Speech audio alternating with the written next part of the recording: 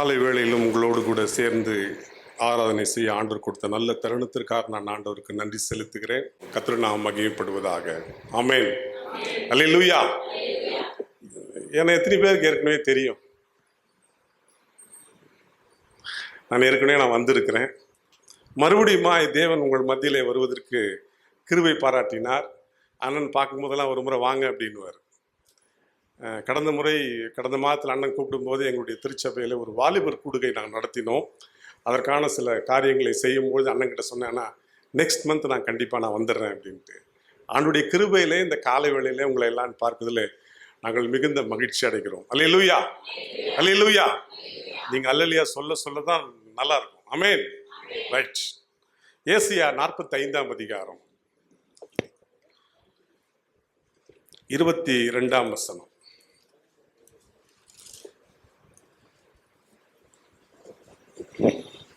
எடுத்தவங்க வாசிங்க பார்க்கலாம்.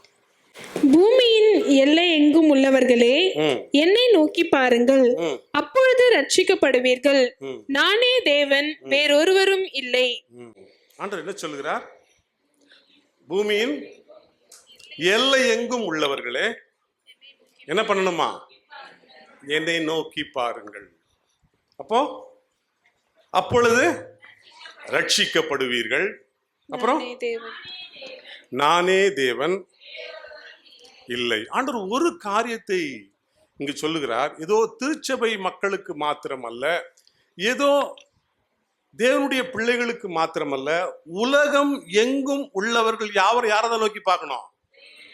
ஏன்னா அவர் ஒருத்தர் தான் ரட்சிப்பு, அவரால் தான் ரட்சிப்பு. ஆமென். அதான் ஆண்டவர் தெளிவாக சொல்லி வச்சிருக்கிறார். பூமி எல்லை எங்கும் உள்ளவர்களே என்னை நோக்கி பாருங்கள், அப்பொழுது ரட்சிக்கப்படுவீர்கள். நானே தேவன், வேறொருவரும். ஆமென். அப்ப ஆண்டவர் நம்ம கிட்ட ஒரு காரியத்தை எதிர்பார்க்கிறார். நீங்க என்ன பண்ணணுமா? ஒரு சர்ச்சில் கேட்டேன், ஒரு 500 ரூபா தேவைப்படுது. 500 ரூபா என்ன பண்ணுவீங்க? பாப்பா உங்களுக்கு 500 ரூபா தேவைப்படுது, என்ன பண்ணுவேன்? உனக்கு 500 ரூபா தேவைப்படுது. யார்கிட்ட கேட்ப? அம்மா கிட்ட கேட்ப. Very good.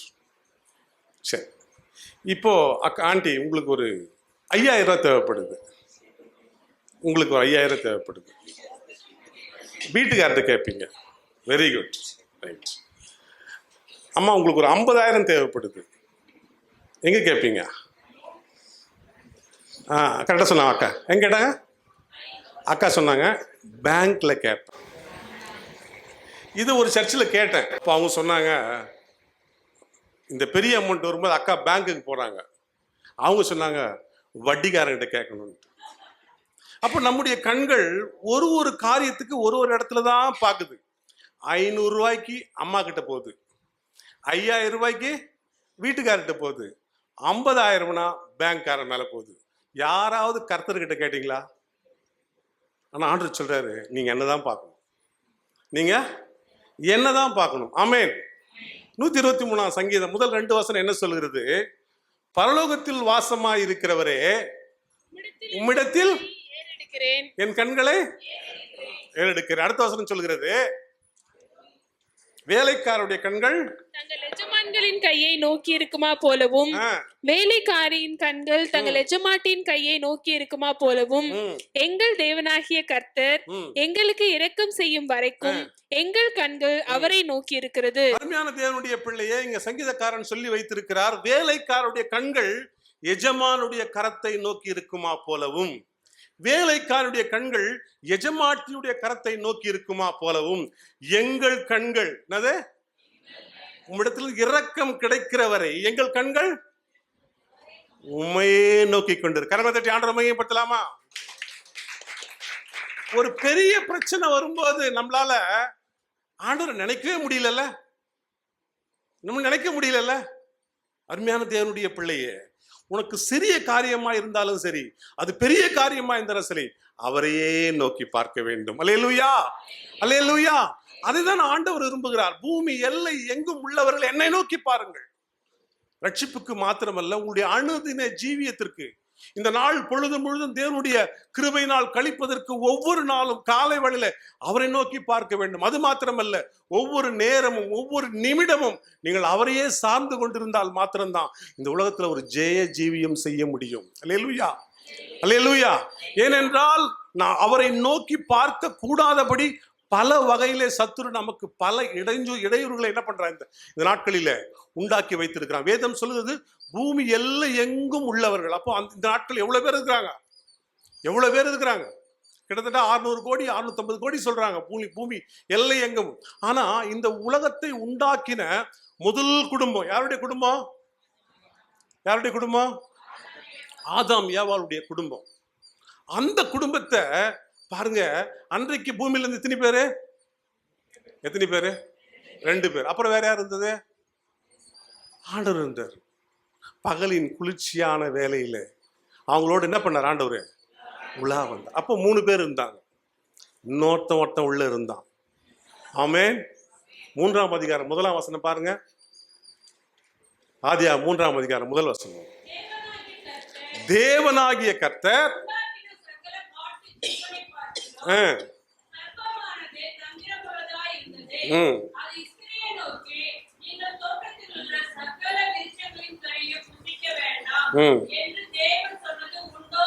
ஸ்திரீயை நோக்கி. யார் நம்மளை பாக்குறது? அப்போ யாருங்க பாக்குறது? பாக்குறோம். நீங்க நினைச்சுன்னு இருக்கிறீங்க முதல் குடும்பத்தை யார் பார்த்தது? இப்போ இங்க பூமி எல்லை எங்கும் உள்ளவர்கள் யார் பார்க்கறது? பார்த்துன்னு இருக்கிறான். இப்ப கூப்பிடுறான். அது எப்படி இருந்துச்சா? எப்படி இருந்துச்சு? சர்ப்பம் போல இருந்துச்சு. சர்ப்பம் எப்படி கூப்பிட்டுருக்கோம்? அக்கா நல்லா சவுண்ட் கொடுக்குறாங்க. கூப்பிடுமா? நம்ம ரோட்ல போன அந்த சத்தம் வருதா? என்னங்க நீங்க ஸ்கூலுக்கு போறீங்க, காலேஜ் போறீங்க, சத்தம் வருதா? வருது. ஆமென். சில பசங்க என்ன பண்ணுவானுங்க? விசில் அடிப்பான். சிலவன் பைக் எட்டுன்னு வந்து அப்பதான் என்ன பண்ணுவான்? வீலிங் பண்ணி காட்டுவான். 2 வீல்ல போற பைக் எதில் ஓட்டுவான்? 1 வீல்ல ஓட்டுவான். இதெல்லாம் சத்துருக்கு வர்றது. காலேஜுக்கு போகும்போது, ஸ்கூலுக்கு போகும்போது, வேலைக்கு போகும்போது. இங்கேயும் அதே மாதிரி தான் பிரச்சனை. இந்த முதல் குடும்பத்துக்கு அம்மா போகும்போது அப்போ போய் என்ன பண்றான்? எப்படி கூப்பிட்டுருப்பான்? எப்படி கூப்பிட்டுருப்பான்? கரெக்டாக கூப்பிடுறான். ஆமென். இப்படி கூப்பிடுறான். இப்போ இப்படி ஒரு சத்தம் வந்தா ஏவாள் அக்கா என்ன பண்ணிருக்கணும்? அம்மா என்ன பண்ணிருக்கணும்? என்ன பண்ணிருக்கணும்? என்ன பண்ணிருக்கணும்? அக்கா கை தட்டுங்க. நம்முடைய வாழ்க்கையில ஒரு சத்தம் எங்கிருந்தோ கேக்குது அப்படின்னா ஏவாளமா யார்கிட்ட தான் போய் சொல்லியிருக்கணும்? வீட்டுக்கார்ட்ட போய் சொல்லியிருக்கணும். இப்ப இந்த அம்மா டைரக்டா டீல் பண்ண ஆரம்பிச்சிட்டாங்க. யார்கிட்ட? அடுத்த வசனம் சொல்லுது. ஸ்திரீ சர்ப்பத்தை பார்த்து, நாங்கள் தோட்டத்தில் உள்ள விருட்சங்களின் கனிகளை புசிக்கலாம், ஆனாலும் தோட்டத்தின் நடுவில் இருக்கிற விருட்சத்தின் கனியை குறித்து தேவன் நீங்கள் சாகாதபடிக்கு அதை புசிக்கவும் அதை தொடவும் வேண்டாம் என்று சொன்னார் என்றாள். ஆமா, அடுத்த வசனம் படிங்க. அப்பொழுது சர்ப்பம் ஸ்திரீ, நீங்கள் சாகவே சாவதில்லை, நீங்கள் இதை புசிக்கும் நாளிலே உங்கள் கண்கள் திறக்கப்படும் என்றும் நீங்கள் நன்மை தீமை அறிந்து தேவர்களைப் போல் இருப்பீர்கள் என்றும் தேவன் அறிவார் என்றது.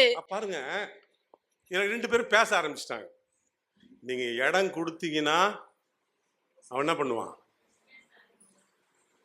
அழகா மயக்குவான். வாழ்க்கைய தலைகீழ கவுத்து போட்டுருவான். தேவனுடைய திட்டத்துக்கு நீங்க போக வேண்டிய ஆளை தடுத்து நிறுத்தி உங்களை வேற வழியில திருப்பிடுவான். ஏன்னா நீங்க அவனை நோக்கி பாக்குறீங்களே, அவன் கொடுத்த சிக்னலுக்கு என்ன பண்றீங்க? திரும்பி பாக்குறீங்களே. திரும்பி பார்க்கும்போது அவன் அப்படியே நயவஞ்சகமா பேசுவான். எப்படி பேசுவான்? ஆண்டவர் சொல்றார் 2ஆம் அதிகாரம் 17ஆம் வசனத்துல ஆண்டவர் என்ன சொல்லிக்கிறார் பாருங்க. 16-17 படிங்க. ஆனாலும் நன்மை தீமை அறியத்தக்க விருட்சத்தின் கனியை புசிக்க வேண்டாம், அதை நீ புசிக்கும் நாளில் சாகவே சாவாய் என்று கட்டளையிட்டார். ஆண்டவர் சொல்ற, இது சாப்பிட்டா பிசாசு என்ன சொல்றான்? சாப்பிட்டா சாகணும். இதுதாங்க தேவனுடைய பிள்ளையே, ஆண்டவர் சொல்றதுக்கு எதிர்மறையா யாராவது ஒருத்தர் சொன்னாங்கன்னா அவங்க யாரு?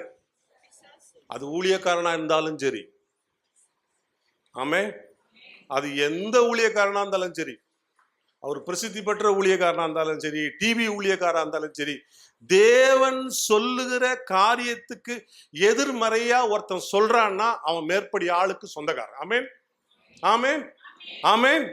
இப்ப ஆண்டவர் சொன்னார், நீ என்ன பண்ண? சாகவே. இவன் என்ன சொல்லிட்டான்?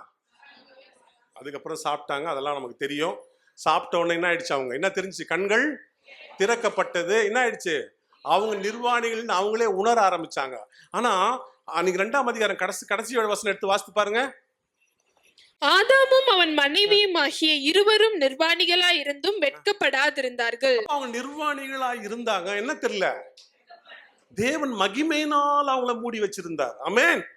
அந்த மகிமை இந்த பிசாசு, இந்த சாத்தானுடைய வார்த்தைக்கு செவி சாய்த்த போது என்ன ஆயிடுச்சு? மகிமையெல்லாம் போயிடுச்சு, கண்ணு திறக்கப்பட்டது. இப்ப பாக்குறான் நான் எப்படி இருக்கிறேன்னு. அவனுடைய வாழ்க்கையினுடைய நிலைமை யோசனை பண்ணி பாருங்க. முதல் குடும்பத்தையே சாத்தான் என்ன பண்ணிட்டான்? வீழ்த்திட்டான். தேவனுடைய பிள்ளையே, நீங்களும் நானும் எம்மாத்திரம் நம்முடைய கண்கள் அவரையே நோக்கி கொண்டிருக்கணும். ஆமென். நம்ம அவரையே நோக்கி அவருடைய சத்தத்துக்கு மாத்திரம் நம்ம செவி கொடுத்து வாழ்வோமானால் நம்முடைய வாழ்க்கையில தேவன் நியமித்திருக்க அந்த பாதையில ஓடுமானா நம்முடைய வாழ்க்கை மிகுந்த மகிழ்ச்சிகரமான வாழ்க்கையா இருக்கும். ஆனால் இந்த சத்தம் கொடுக்கிற வேறொரு திசையிலே செல்வாரானால், சில நாட்களுக்கு முன்பு சென்னை பட்டணத்துல ஒரு கணவன் மனைவி, புது தம்பதிகள், அவர் வேலைக்கு போறாரு, இந்த அம்மா வீட்டுல இருக்கிறாங்க. வீட்டுல இருக்கிற அம்மாவுக்கு இன்னும் தன்னை அழகாக்க வேண்டும் என்கிற ஒரு ஆசை. அதுக்கு எங்க போவாங்க? பியூட்டி பார்லர் போவாங்க. பியூட்டி பார்லர் போய் போய் போய் போய் வந்தாங்க.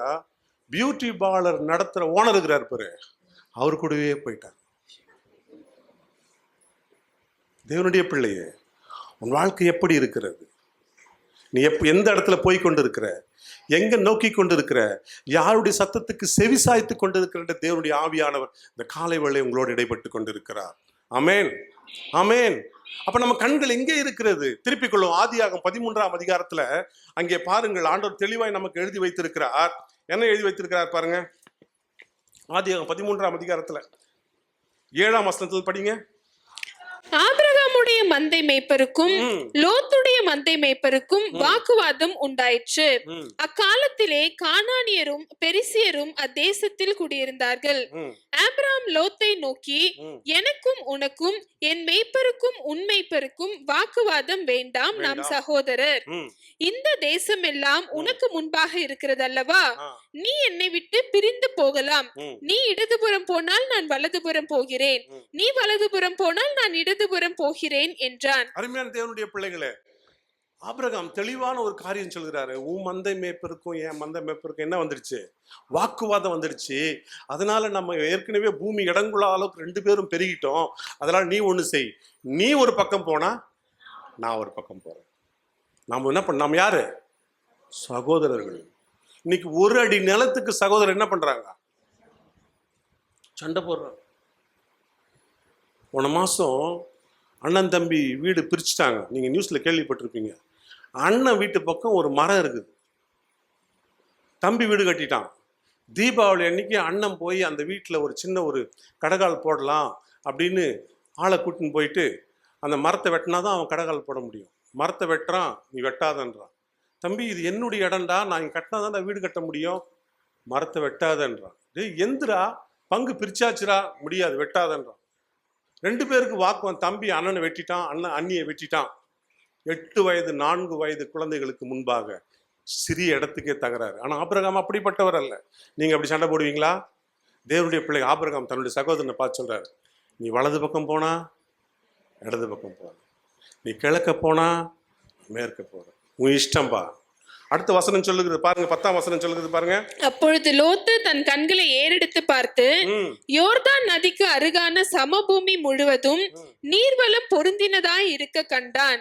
கர்த்தர் சோதோமையும் கொமோராவையும் அழிக்கும் முன்னே சோவாருக்கு போம் வழி மட்டும் அது கர்த்தருடைய தோட்டத்தை போலவும் எகிப்து தேசத்தை போலவும் இருந்தது. தேவனுடைய 2 பேரும் ஒப்பந்தம் பண்ணிக்கினாங்க. ஃபர்ஸ்ட் யார் புறப்பட்டு போறது? லோத்து போறார். போகும்போது பார்க்குறாரு, அப்படியே கண் எடுத்து பார்க்குறாரு. யோர்தானுக்கு அருகில் அந்த பூமி எப்படி இருந்ததா? கர்த்தருடைய தோட்டத்தை போல இருந்துச்சு. உடனே பார்க்குறாரு. இவர் என்ன பண்ணியிருக்கணும் அண்ணங்கிட்ட? அண்ணா உண்மையாக தான் என்ன பண்ணியிருக்கணும்? நீ எனக்கு பிரித்து கொடுண்ணா, நான் என்ன பண்ணுறேன் அதை எடுத்துக்கிறேன் அப்படி என்ன பண்ணியிருக்கணும்? சொல்லணும்.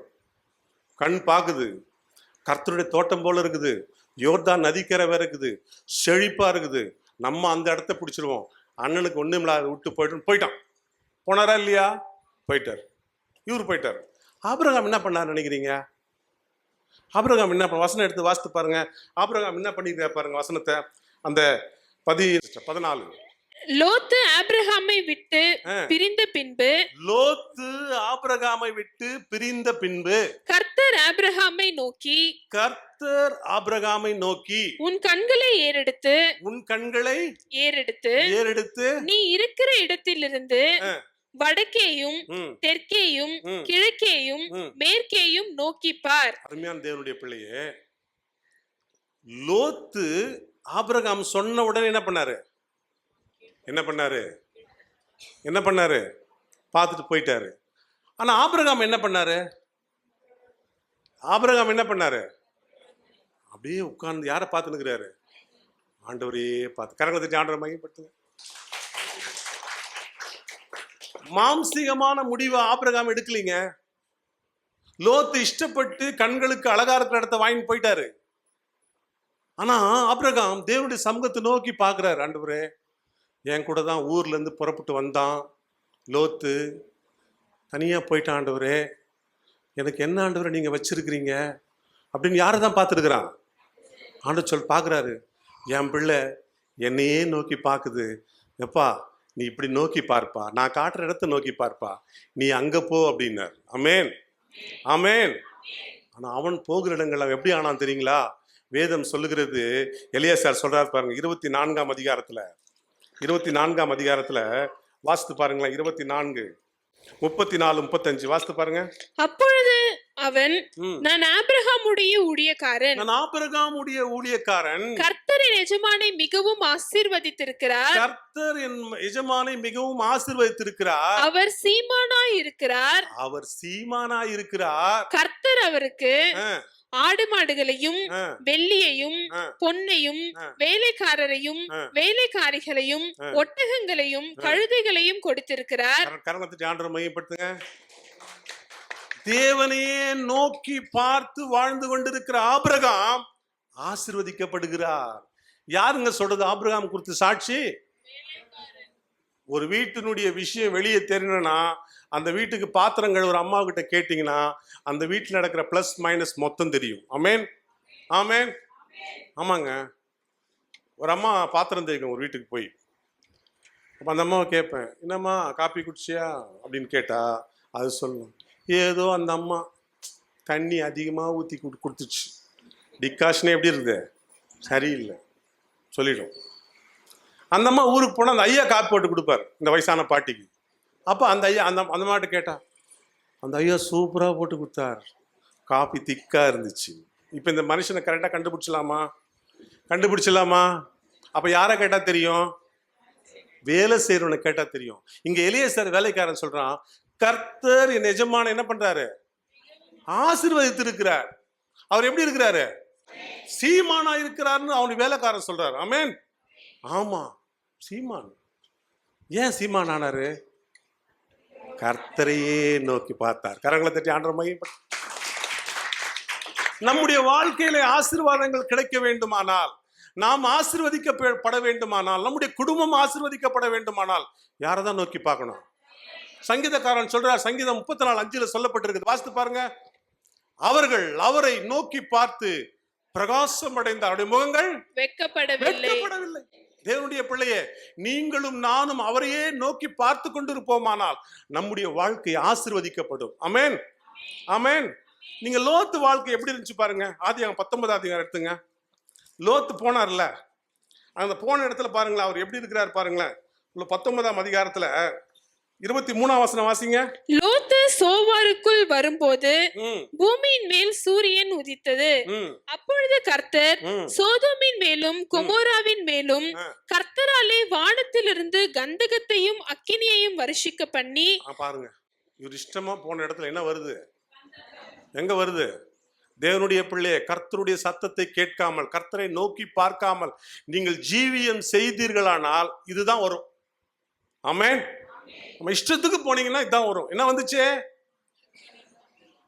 அக்னி வருது, கந்தகம் வருது. தப்பிச்சோம், பிழைச்சோன்னு ஓடி வந்தார் லோத்து. லோத்து ஓடி வந்து அப்புறம் அவங்க ஒய்ஃபு, அதெல்லாம் உங்களுக்கு தெரியும், உப்பு தூணானது, அப்புறம் அவங்க பெண்களை கூட்டின்னு வந்தது.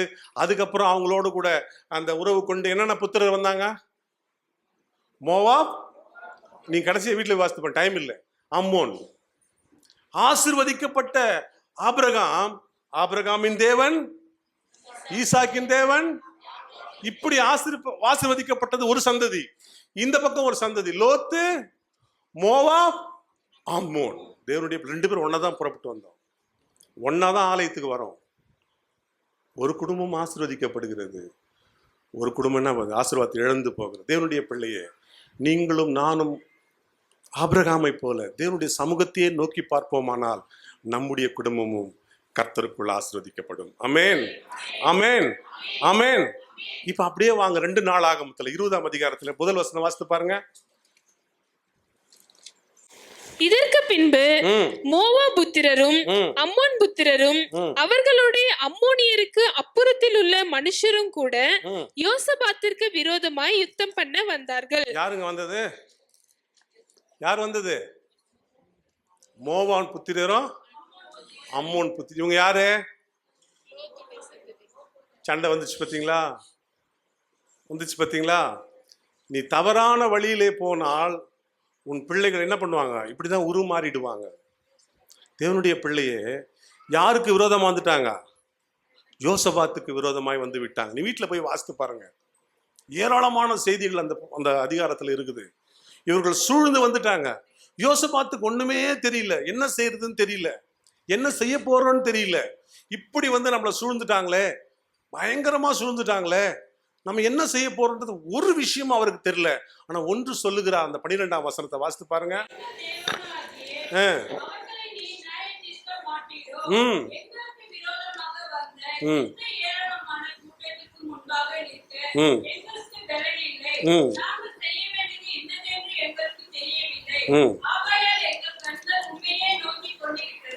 அருமையான தேவனுடைய பிள்ளை, ஒரு அருமையான ஒரு ஜெபத்தை யோசபாத் அன்றைக்கு தேவனுடைய மக்கள் குடும்பத்தார் எல்லாரையும் கூட்டி அவர் செய்கிறார். என்ன செய்கிறார்? வசனம் சொல்லுகிறது. என்ன செய்கிறது? ஆண்டவரே, இத்தனை திரளான மக்களுக்கு முன்பாக நிற்க எங்களுக்கு என்ன இல்ல? பலன் இல்ல. உண்மையான ஒரு ஸ்டேட்மெண்ட் சொல்லிட்டார். எங்களுக்கு என்ன இல்ல? பலனே இல்ல ஆண்டவரே. நீங்க தேவ சமூகத்துல போய் என்னால இது பண்ண முடியும், அது பண்ண முடியும், நீங்க எதுவுமே சொல்ல வேண்டிய அவசியம் இல்லை. ஆனால் ஒன்று சொல்லுங்கள், யோசபாத்தை போல, ஆண்டவரே எங்களுக்கு பலன் இல்லை. அடுத்த வார்த்தை சொல்லுகிறது, நாங்கள் செய்ய வேண்டியது என்னது எங்களுக்கு தெரியலப்பா. பலன் இல்லப்பா, என்ன செய்யணும் எங்களுக்கு தெரியலப்பா. ஆனா ஒண்ணு மட்டும் தெரியும் ஆண்டவரே, எங்கள் கண்கள். கரணத்தை ஆண்டவர் மையப்படுத்தலாம். சங்கீதம் 50ஆம் அதிகாரம் 15ஆம் வசனம் சொல்லுகிறது. என்ன சொல்லுது பாருங்க. ஆபத்து காலத்தில் என்னை நோக்கி கூப்பிடு, ஆபத்து காலத்தில் என்னை நோக்கி கூப்பிடு, நான் உன்னை விடுவிப்பேன், நான் உன்னை விடுவிப்பேன், நீ என்னை மகிமைப்படுத்துவாய். ஆமென். அருமையான தேவனுடைய பிள்ளை, இப்படி ஒரு ஆபத்து யோசபாத்தை சூழ்ந்திருக்கிறது. ஒரு புறம் அம்மோனியர்கள், ஒரு புறம் மோவாபியர்கள் யோசபாத்தை சூழ்ந்திருக்கிறார்கள். யோசபாத் ஒன்றை மாத்திரம் சொல்றான், தன்னுடைய ஜனத்தை தேவனுக்கு முன்பாக கொண்டு வந்து நிறுத்துகிறான். நிறுத்தி ஆண்டவரை ஜெபம் பண்ண, எங்கள் தேவனே, இந்த மக்களுக்கு முன்பாக என்ன செய்யறது எங்களுக்கு பலன் இல்லப்பா, இவங்களுக்கு என்ன செய்யணும் எங்களுக்கு ஒண்ணும் தெரியலப்பா. ஆனா ஒண்ணு செய்யற ஆண்டவரே, எங்கள் கண்கள் உண்மையே. தேவனுடைய பிள்ளையே, உன் வாழ்க்கையில பல பிரச்சனைகள் வரலாம். இவங்க உதவி செய்வாங்க, அவங்க உதவி செய்வாங்கன்னு சொல்லிட்டு நீ யோசிக்க வேண்டிய அவசியம் இல்லை. 50,000 வேணா பேங்க் தான் ஞாபகம் வருது நமக்கு. பரலோக பேங்க் வச்சுக்கிற கர்த்தர் நமக்கு என்ன வரல? ஞாபகத்துக்கு வரல. தேவனுடைய பிள்ளையே, உன்னுடைய சிறிய தேவையா இருந்தாலும் ஒரு பெரிய தேவையா இருந்தாலும் எல்லாவற்றுக்காக யாரை தான் கூப்பிடணும்? உதவி செய்வாருங்க. அவரால் முடியாத காரியம் ஒன்றுமே இல்லை. ஒரு சகோதரி தன்னுடைய பிள்ளைக்கு ஃபீஸ் கட்டுவதற்காக ஒரு 10,000 ரூபாய் அர்ஜென்ட்டா தேவைப்படுது. எங்கெங்கயோ ட்ரை பண்ணி பார்க்கறாங்க, முடியல. தேவனுடைய சமூகத்துல கதறி அழுது அந்த ஓய்வு நாள் காலை வேளை ஆராதனைக்கு வராங்க. சர்ச் முடிச்சுட்டு அவங்க போகும்போது கூட ஒரு சிஸ்டர் கூட போறாங்க. 2 பேரும் பேசுறாங்க. என்ன சிஸ்டர், நீங்க ஒரு மாதிரி கவலையா இருக்கிறீங்களே? அப்ப அவங்க சொல்றாங்க, என் பிள்ளையினுடைய ஃபீஸ் கட்டுவதற்கு 10,000 எனக்கு குறைவா இருக்கிறது. எனக்கு நாளைக்கு நான் கட்டணும், என்ன செய்யணும் எனக்கு தெரியவே இல்லை.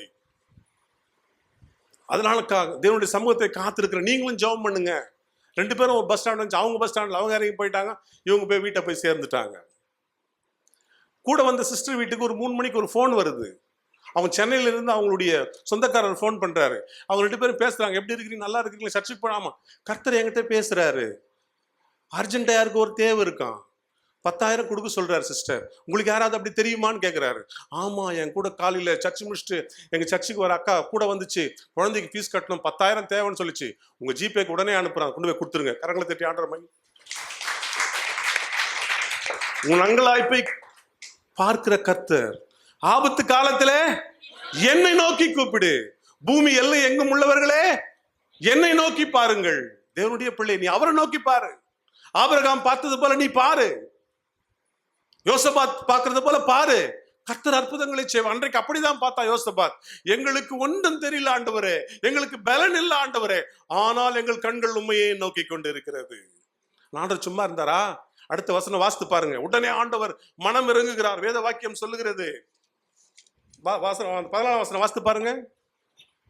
அந்த அப்பொழுது சபையின் நடுவில் இருக்கிற மத்தனியாவின் குமாரனாகிய ஏயேலின் மகனான பெனாயாவுக்கு பிறந்த சகரியாவின் புத்திரன் யகாசியேல் என்னும் ஆசாபின் புத்திரரில் ஒருவனான லேவியின் மேல் கர்த்தருடைய ஆவி இறங்கினதினால் அவன் சொன்னது, சகல யூத கோத்திரத்தாரே, எருசலேமின் குடிகளே, ராஜாவாகிய யோசபாத்தே கேளுங்கள். நீங்கள் அந்த ஏராளமான கூட்டத்திற்கு பயப்படாமலும் கலங்காமலும் இருங்கள் என்று கர்த்தர் உங்களுக்கு சொல்லுகிறார். இந்த யுத்தம் உங்களுடையதல்ல, தேவனுடையது. ஆண்டவர் மையப்படுத்துங்க. உடனே ஆன்சர் கொடுக்கிற ஆண்டவர். ஆவியானவர் இறங்குகிறார். கர்த்தருடைய ஆவியானவர் அன்றைக்கு ஒரு மனிதன் மேல் இறங்கி அவன் சொல்லுகிறான், இந்த யுத்தம் கர்த்தருடையது. ஆமென்.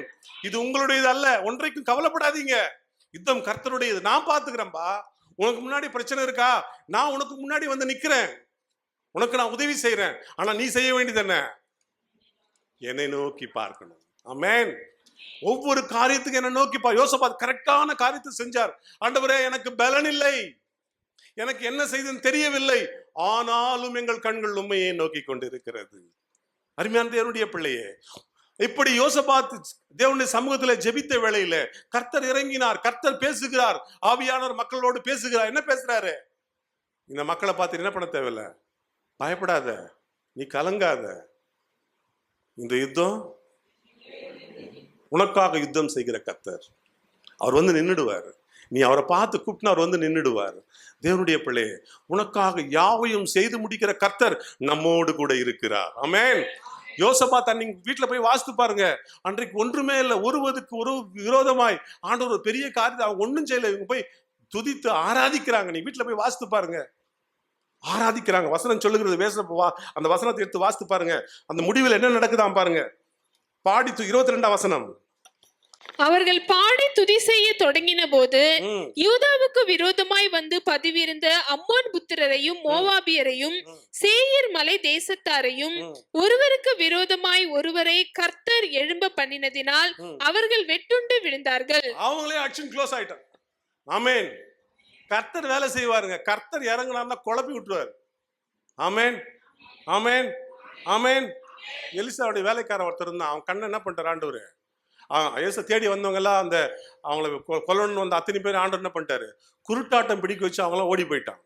தேவனுடைய பிள்ளையை, உனக்கு விரோதமாய் உருவாக்கப்படும் எந்த ஆயுதம் வாய்க்காதே போகும். ஆமென்.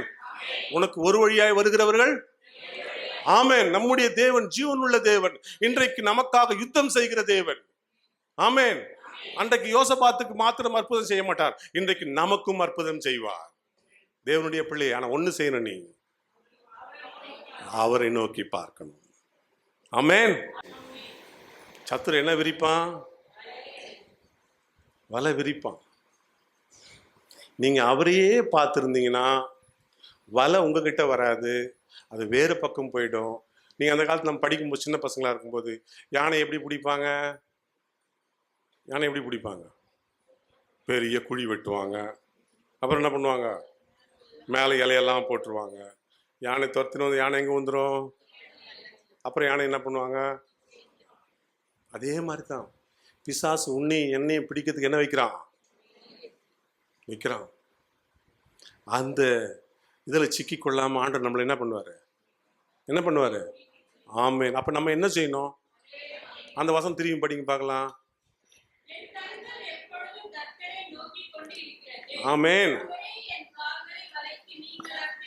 தேவனுடைய பிள்ளையை, என் கண்கள், அருமையான வார்த்தை இது. என் கண்கள் யாரை நோக்கி கொண்டிருக்கணும்? அப்படி நீங்கள் நோக்கி கொண்டு இருப்பீர்களானால் நீங்க வலைக்கு என்ன பண்ணிடுவீங்க? தப்புவிக்கப்படுவீர்கள். ஆமென், ஆமென், ஆமென். இந்த காலை வேளையில நம்ம எங்க பார்த்துன்னு இருக்கிறோம்? நம்மளே வலையில போய் ஊந்துன்னு இருக்கிறோம் நிறைய விஷயத்துல. ஆமென். நமக்கு யாரும் வலை விதிக்க வேண்டிய அவசியமே கிடையாது. இப்போ எல்லாரும் ரொம்ப கஷ்டப்பட்டு வேலை செஞ்சு சம்பாதிக்கிற அவசியமே கிடையாது. ரம்மி விளையாடலாமா? என்ன விளையாடலாமா? ரம்மி விளையாடலாமா? சரி, சின்ன பசங்க வேற மாதிரி விளையாடலாம். எப்படி விளையாடலாம்? My 11 circle. என்னது என்ன சர்க்கிள்? ட்ரீம் 11. ஏன் இருக்கு பாது? ட்ரீம் 11, மை 11 சர்க்கிள், அப்புறம் ட்ரீம் 11. அப்புறம் நீங்க அதுக்காக பணம் வச்சுருங்கிற அவசியம் கிடையாது. அதுக்குன்னு தனியா லோன் ஆப் இருக்குது. கையில காசு இல்லைன்னா கூட பரவாயில்ல. என்ன இருக்கு? லோன் ஆப் இருக்கு. அந்த ஆப்பை தட்டினா பணம் வந்துடும். அது என்னது? வலை விரிக்கிறான். தேவனுடைய பிள்ளையே, ஒரு கிறிஸ்துவ குடும்பத்தை சேர்ந்த ஒரு சகோதரன் சகோதரிக்கு திருமணமானது. அவன் திருமணமாகி சில நாட்களிலே அவர் நல்ல வேலை செஞ்சு திடீர்னு வேலையை விட்டு இப்போ இந்த வேலையை செய்ய ஆரம்பிச்சிட்டாரு. லோன் ஆப்ல இருந்து காசு வாங்குறது, ரம்மி ஆடுறது. ரம்மி ஆடுறது. நாட்கள் கடந்து கொண்டே போச்சு. லோன் ஆப்பில் அதிகமாயிடுச்சு. லோன் ஆப் கேட்கும்போது லோன்காரன் ரொம்ப சுவையாக நம்மகிட்ட பேசுவான். சார், உங்கள் வீட்டில் இருக்கிறவங்க ஏதாவது ஃபோட்டோ இருந்தால் கொடுங்க சார், உங்களை எல்லாம் அப்லோட் பண்ணி வச்சுக்கிறோம், உங்கள் அட்ரஸ் கரெக்டாக கொடுக்குறோன்னு சொல்லிட்டு. தேவனுடைய பிள்ளையே, நீ பணம் சரியாக கட்டலைன்னா உன்னுடைய படத்தை அது நிர்வாண படம் மாதிரி மாற்றி நான் வெப்சைட்டில் போட்டுருவேன், பணம் கட்டுன்னு உன்னை மிரட்டுவான். தேவனுடைய பிள்ளையே, அப்படி அந்த குடும்பத்தினுடைய தலைவனுக்கு அப்படி வந்தது. குடும்பத்தில் என்ன வந்திருக்கோம்? சண்டை வந்துச்சு. எவ்வளோ பேர் புத்திமதி சொல்லியும் அவன் கீழ்ப்படியில. கடைசியில் அவனுடைய குடும்ப வாழ்க்கை பிரிக்கப்பட்டது. கணவன் மனைவனும் டைவர்ஸ் வாங்கி ஒருத்தர் பிரிஞ்சு வந்துட்டாங்க. யார் பிரிச்சது? பிசாசு. என்ன ஆப்பு? என்ன சர்க்கிள்? ரம்மி. இதெல்லாம் வலை இருக்குது. நீ கஷ்டப்பட்டு உழைக்கிறதுக்கு யாருக்குமே என்ன இல்லை? விருப்பம் இல்லை. எப்படியாவது குறுக்கு வழியில்னா இன்னும் அதுக்கு நிறைய வருது. நீங்க விளம்பரம் பார்த்துனே இருக்கலாம். பல வகையில நம்முடைய வாழ்க்கையை சீரழிப்பதற்கு பல வகையில இன்றைக்கு சோசியல் மீடியாக்கள் தான் ஆயிடுச்சு. எழும்பிக் கொண்டே இருக்கிற தேவனுடைய பிள்ளையே, நீங்களும் நானும் எப்பொழுதும் தேவனையே நோக்கி கொண்டிருந்தா, நம்முடைய கண்கள் அவரையே நோக்கி கொண்டிருந்தா, வலைக்கு நீங்களாக்கி கர்த்தர் நம்மை தப்புவிப்பார். அல்லேலூயா, அல்லேலூயா. தானியேல் 6ஆம் அதிகாரம் எடுத்துங்க. தானியேல் 6ஆம் அதிகாரம். அங்கே பாருங்களேன், அங்க அந்த வசனத்தை பாருங்க. அங்க தரியு ராஜாவுக்கு அவர் தேசாதிபதிகள் 120 பேர் இருந்தாங்க. அந்த 120 பேர் கொடுக்கிற அந்த வரி பணத்தை சரியா தான் கொடுக்குறாங்களான்னு சொல்லி 3 பிரதானிகளை வச்சு என்ன பண்றாரு ராஜா? செக் பண்றாரு. அந்த 3 பிரதானிகளில் ஒருத்தன் தானியேல். ஆமென், ஆமென். ஆனால் தானியேலோடு தேவனுடைய ஆவி கூட இருந்ததை அந்த ராஜா அறிந்திருந்தபடினால அந்த 3 பேருக்கு மேல ஒரு ப்ரமோஷன் ஒன்று கொடுத்து மேல நிறுத்தலான்னு சொல்லி ராஜா யார நினைச்சிருந்தாரு? தானியேலை நினைச்சிருந்தார். இது மற்ற பிரதானிகளுக்கு ரொம்ப கவலையா இருந்தது. உங்களுக்கு ப்ரமோஷன் வரணும்னு நினைச்சா கூட வேலை செய்யறவனுக்கு என்ன எரியும்? எப்படி எரியும்? கபகபன்னு எரியும். இந்த 2 பிரதானிகளுக்கு கபகபன்னு எரிஞ்சிச்சு. மற்ற தேசாதிபதி ரொம்ப கரெக்டா கணக்கு பார்க்கறான். அவன் பொய் சொல்ல மாட்டான். ஏன்னா தேவனுடைய ஆவியானவர் அவங்க கிட்ட இருக்கிறார். ராஜா கூட தெரியுது. தேவனுடைய பிள்ளையே, நீ வேலை செய்யற இடத்துல நீ ஒழுக்கமா இருந்தினா ஆண்டுடைய பிள்ளை நீ என்ன பண்ணலாம்? தேவனுடைய நாமத்தை. ராஜாக்கு தெரியுதுங்க, தானியேல் கிட்ட யார் இருக்கிறாரு? விசேஷித்த ஆவி இருந்துச்சுன்னு வேதம் சொல்லுகிறது. மற்றவனை போல இருக்குமா? 10 பேரோட ஒரு ஆளா நீ இருக்குது. 10 பேரோட நீயும் ஒரு ஆளா இருக்கக்கூடாது. 10 பேர்ல நீ வேறு பிரிக்கப்பட்டவனா இருக்கணும். ஆமென். ராஜாவுக்கு தெரியுது இந்த தானியேல் ரொம்ப பர்ஃபெக்ட். அவனுக்கு என்ன கொடுக்கலாம்? ஒரு ப்ரமோஷன் கொடுக்கலாம் அப்படின்னு நினைக்கிறாரு. மற்றவங்களுக்கெல்லாம் எங்கள் பையன் அடிக்கடி சொல்லுவான், ஸ்டமக் பேர்னிங் ஆயிடுச்சு. என்ன ஆயிடுச்சு? வயதேறிச்சு. 2 பேரும் மற்றவெல்லாம் சேர்ந்து ஒரு யோசனை பண்ணுறாங்க. இந்த தானியேலை எப்படி குற்றம் கண்டுபிடிக்கலாம்?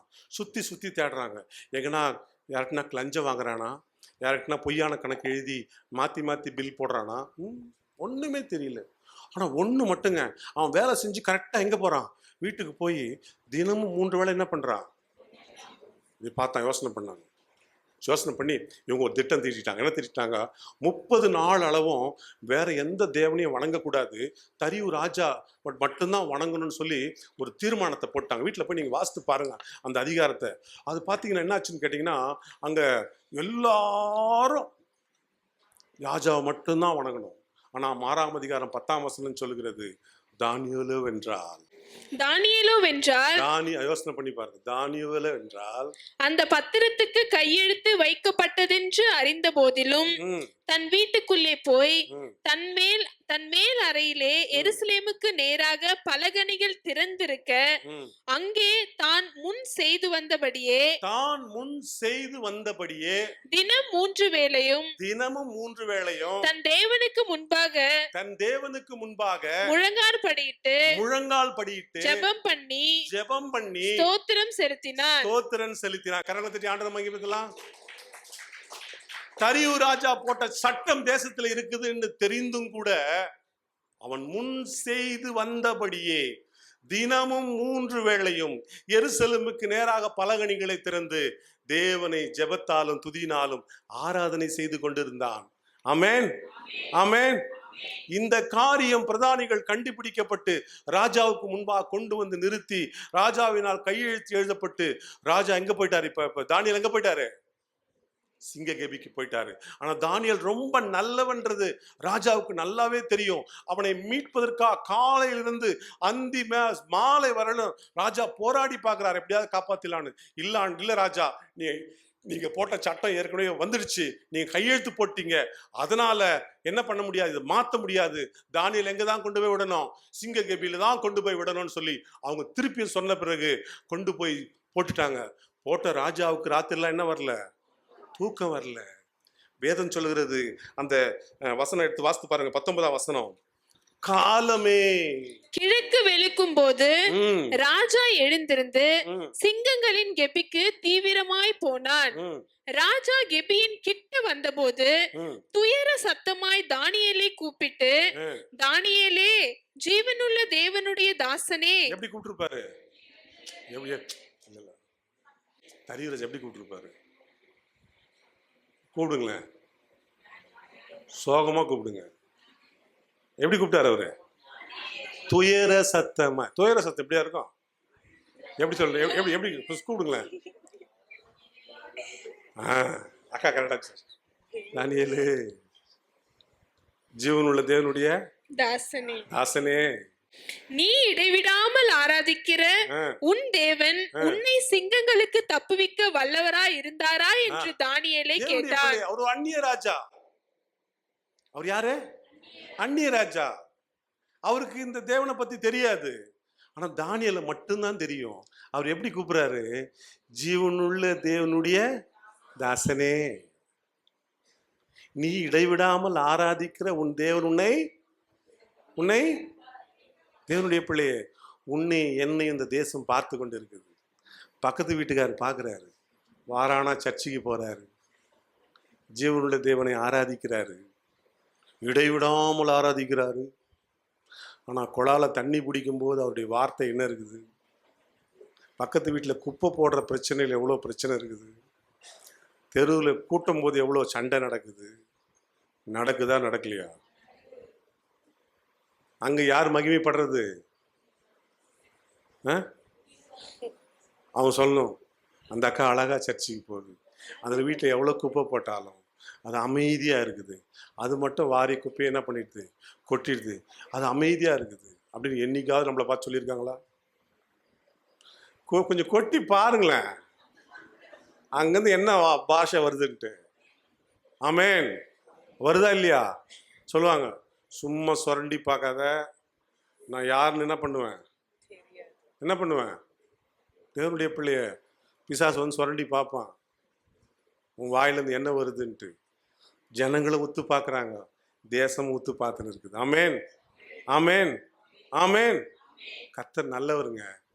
அவர் சொல்றாரு, ஜீவனுள்ள தேவனுடைய தாசனே, நீ இடைவிடாமல் ஆராதிக்கிற உன் தேவன் உன்னை தப்புவித்தாரா. அடுத்த வார்த்தை என்ன சொல்றாரு? தானியேல் என்ன சொல்ற பாருங்க. அப்பொழுது தானியேல், ராஜாவே நீர் என்றும் வாழ்க, சிங்கங்கள் என்னை சேதப்படுத்தாதபடிக்கு தேவன் தம்முடைய தூதனை அனுப்பி அவைகளின் வாயை கட்டி போட்டார். அதேனென்றால் அவருக்கு முன்பாக நான் குற்றமற்றவனாய் காணப்பட்டேன், ராஜாவாகிய உமக்கு முன்பாகவும் நான் நீதிகேடு செய்ததில்லை என்றார். தேவனுடைய பிள்ளையே, அழகான ஒரு ஸ்டேட்மெண்ட் சொல்றாரு. தேவனுக்கு முன்பாக நான் குற்றமற்றவனாய் இருக்கிறேன், ராஜாவாகிய உமக்கு கூட நான் என்ன பண்ணல, நீதிகேடு செய்ததில்லை. தேவனுடைய பிள்ளையே, சட்டங்கள் உடனே மாறுது. யாரெல்லாம் தூக்கி போட்டாங்களோ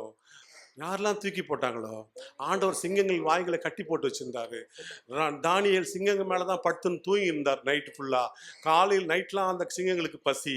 ராஜா இந்த ஆளுங்களை பிடிச்சி தூக்கி போடும்போது அந்த வார்த்தையை சொல்லுங்க, மேலிருந்த ஆளு தரையில விழுறதுக்கு முன்னால பசியில் இந்த சிங்கம் ஏர்லே கேட்ச் பண்ணிடுச்சு. ஆமேன், ஆமேன். உனக்கு விரோதமாக உருவாக்கப்படும் எந்த ஆயுதமோ நீ யாரை நோக்கி பார்க்கணும்? தானியேலுக்கு விரிச்ச வலை, யாரெல்லாம் தானியேலுக்கு விரிச்சாங்களோ அவங்களெல்லாம் யார் சாப்பிட்டது? தேவனுடைய பிள்ளையே. நீ யாருடைய பிள்ளை? நீங்க ஜீவனுள்ள தேவனுடைய பிள்ளைகள். கரங்கத்தை ஆண்டவரை மகிமைப்படுத்தலாமா? 3 நபர்களை நாம் பார்த்தோம். ஆபிரகாம் பார்த்தோம், தேவனையே நோக்கி இருந்தான், ஆசீர்வதிக்கப்பட்டான். யோசபாத், எங்கள் கண்கள் உண்மையே நோக்கி கொண்டு இருக்கிறது ஆண்டவரே. கர்த்தர் சொன்னாரு, இந்த யுத்தம் யோசபாத் உன்னுடையதல்ல என்னுடையதுன்னு சொல்லி அவங்களுக்குள்ளேயே சண்டையை மூட்டி எல்லாரையும் வீழ்த்திட்டாரு. அடுத்த நாள் அந்த இடத்துக்கு போனா போர்க்களத்துல எல்லாரும் வெட்டுண்டு என்ன ஆயிட்டாங்களாம், எல்லாம் அப்படி மடிந்தார்கள் என்று வேதம் சொல்லுகிறது. இங்க பாருங்க, தானியேலுக்கு முன்பாக விரித்த வலையில என்ன ஆயிட்டாங்க, விரிச்சவங்களே உள்ள போய் மாட்டிட்டாங்க. ஏனென்றால் தானியேலின் தேவன் ஜீவனுள்ள தேவன். ஆமென், ஆமென். அதுதான் ஆண்டவர் நமக்கு சொல்றாரு. பூமி எல்லை எங்கும் உள்ளவர்களே, நீங்க யாரை நோக்கி பாருங்க? கர்த்தரை நோக்கி பாருங்க. அவர்கள் அவரை நோக்கி பார்த்து பிரகாசம் அடைந்தார்கள். அவர்கள் முகங்கள் வெட்கப்பட்டு, ஆபத்து காலத்துல என்னை நோக்கி கூப்பிடு, நான் உன்னை விடுவிப்பேன், நீ என்னை மகிமைப்படுத்துவாய். தேவனுடைய பிள்ளை அடுத்த வசனம் சொல்லுகிறது, எப்போது நீ என்னையே நோக்கி பாரு, உனக்கு வலைகள் என்ன ஆகிக்கிற வலைங்களுக்கு நீங்களாக்கி உன்னை தப்புவிக்கிற ஒரு தேவன் உண்டு. உன் வாழ்க்கையில் என்ன பிரச்சனை வந்தாலும் யாரை தான் நோக்கி பார்க்கணும்? எபிரேயர் 12ஆம் அதிகாரம் 1 வசனம் சொல்லுகிறது, ஆகையால் மேகம் போன்ற இத்தனை திரளான சாட்சிகள் நம்மை சூழ்ந்து கொண்டிருக்க, பாரமான யாவற்றையும் நம்மை சுற்றி நெருங்கி நிற்கிற பாவத்தையும் தள்ளிவிட்டு விசுவாசத்தை துவக்குகிறவரும் முடிக்கிறவருமாகிய இயேசுவை நோக்கி நமக்கு நியமித்திருக்கிற ஓட்டத்தில் பொறுமையோடே ஓடக்கடவோம். பிள்ளைய வசனம் சொல்லுகிறது, ஆகையால் மேகம் போன்ற இத்தனை திரளான சாட்சிகள் நம்மை சூழ்ந்து கொண்டிருக்க, பாரமான யாவற்றை என்ன பண்ணணும்? நம்மை சுற்றி நெருங்கி நிற்கிற பாவத்தை தள்ளிவிட்டு விசுவாசத்தை துவக்குகிறவரும் விசுவாசத்தை முடிக்கிறவருமாயிருக்கிற இயேசுவை நோக்கி. யாரை நோக்கி? இயேசுவை நோக்கி. எப்படி ஓடணும்? நமக்கு நியமித்திருக்கிற ஓட்டத்தில் எப்படி ஓடணும்? பொறுமையாய் ஓடி. தேவனுடைய பிள்ளையே, நம்முடைய வாழ்க்கை எப்பொழுதும் தேவனையே நோக்கி கொண்டு ஓடும் பொழுது நம்முடைய வாழ்க்கை ஆசீர்வதிக்கப்படும். வேதம் சொல்லுகிறது, அவர்கள் அவரை நோக்கி பார்த்து பிரகாசம். தேவனுடைய இந்த காலை வேளையில நம்முடைய வாழ்க்கையில எத்தனையோ விதங்களில நாம் விழுந்திருக்கலாம். கர்த்தர் உங்களோடு கூட பேசியிருக்கிறார். நீங்கள் கவனமாய் கேளுங்கள். நீங்க யாரை நோக்கி கொண்டு இருக்கிறீர்கள்? நீங்கள் அவரை நோக்கி கொண்டிருந்தால் ஆபிரகாமை போல ஆசீர்வதிக்கப்படுவீர்கள், யோசபாத்தை போல விடுவிக்கப்படுவீர்கள், தானியேலை போல தப்புவிக்கப்படுவீர்கள். கண்களை மூடி ஆண்டவரை நோக்கி பார்க்கலாம். வல்ல பிதாவே,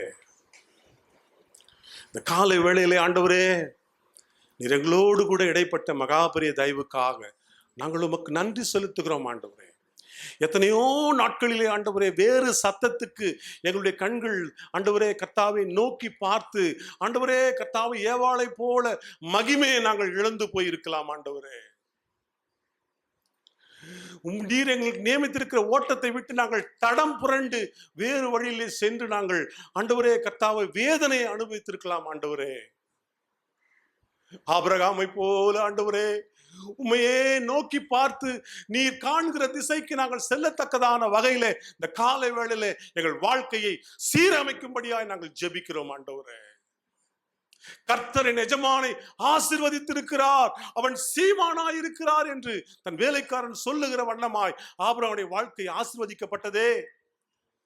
கலங்கி கொண்டிருந்த அந்த யோசபாத் ஒன்று சொல்லுகிறான், ஆண்டவரே இந்த ஜனங்களுக்கு முன்பாக எனக்கு என்ன செய்வது என்று தெரியலப்பா, பலன் இல்ல, ஆனாலும் எங்கள் கண்கள் உம்மையே நோக்கி கொண்டு இருக்கிறது என்று சொன்ன வேளையில் ஆண்டவர் அவனுக்காக இறங்கி அந்த மக்களை தைரியப்படுத்தது மாத்திரமல்ல, இந்த யுத்தம் கர்த்தருடையது என்று சொல்லி அவர்களுக்காக யுத்தம் செய்த கர்த்தர் அவளுக்கு முன்பாயிருந்த அம்மோனரையும் மோவேரையும் வெட்டுண்டு மடிய பண்ணின கர்த்தர் உனக்காக யுத்தம் செய்வதற்காக இந்த காலை வேளையில வந்திருக்கிறார்.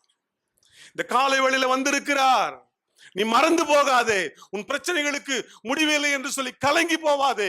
யோசபாத்துக்கு உதவி செய்த அதே கர்த்தர் இந்த காலை வேளையில உனக்காக உதவி செய்வதற்காக ஆலயத்தின் நடுவிலே உலாவிக் கொண்டிருக்கிறார். ஆபத்து காலத்திலே என்னை நோக்கி கூப்பிடு, நான் உன்னை விடுவிப்பேன், நீ என்னை மகிமைப்படுத்துவாய் என்று சொல்லி ஆண்டவருடைய வார்த்தை நம்ம இந்த காலை வேளையில திடப்படுத்தியிருப்பபடினாலே கரங்களை தட்டி ஆண்டவரை மகிமைப்படுத்துவோம்.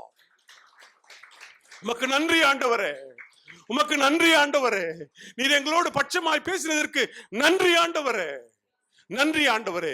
எங்கள் கண்கள் உண்மையை நோக்கி கொண்டிருக்கிறபடியால் ஆண்டவர் எங்களுக்கு விரிக்கப்பட்ட வலையிலிருந்து கர்த்தர் எங்களை தப்புவிப்பீர் என்பதை தானியேலுடைய வாழ்க்கை மூலமா இந்த காலை வேளையிலே எங்களோடு பேசினீரே ஆண்டவரே. தானியேலை தப்புவித்த தேவன் எங்களை தப்புவிப்பதற்கு நீர் வல்லமுள்ளவரப்பா, நீர் ஜீவன் உள்ள தேவன் ஆண்டவரே. இடைவிடாமல் ஆராதிக்கிற உன் தேவன் உன்னை தப்புவித்தாரா என்று தானியேலை கேட்டது போல ஆண்டவர் எங்களை சுற்றி இருக்கிற மக்கள் நாங்கள் ஆராதிக்கிற எங்கள் தேவன் எங்களை தப்புவிப்பார் என்று சொல்லி அவர்கள் உணரத்தக்கதாக எங்கள் வாழ்க்கையை மாற்றும் ஆண்டவரே, எங்கள் வாழ்க்கையை மாற்றும். சின்ன சின்ன காரியத்தில் நாங்கள் விழுந்து போகிறோம் ஆண்டவரே, எப்பொழுது நாங்கள் உம்மை நோக்கி பார்க்க எங்களுக்கு உதவி செய்யும். இப்போ என் ஆத்துமாவே கர்த்தரை ஸ்தோத்திரி, என் முழு உள்ளமே அவருடைய பரிசுத்த நாமத்தை ஸ்தோத்திரி. என் ஆத்துமாவே கர்த்தரை ஸ்தோத்திரி, கர்த்தர் செய்த சகல உபகாரங்களையும் மறவாதே. ஆமேன். நம்முடைய கர்த்தராகிய இயேசு கிறிஸ்துவுடைய கிருபையும் பிதாவாகிய தேவனுடைய அன்பும் பரிசுத்த ஆவியினுடைய அந்யோன்ய ஐக்கியமும் வழிநடத்தலும் பாதுகாப்பும் என்றும் என்றும் சதா காலங்களிலும் நம்மோடும் நம்முடைய திருச்சபை குடும்பங்களோடும் விசேஷமாய் கர்த்தருடைய வசனத்தை கொண்டு வந்த அருமையான பிரதர் மோகன் அவருடைய குடும்பத்தாரோடும் அவருடைய ஊழியங்களும் என்றென்றைக்கும் தாங்கி இருப்பதாக. ஆமென், ஆமென்.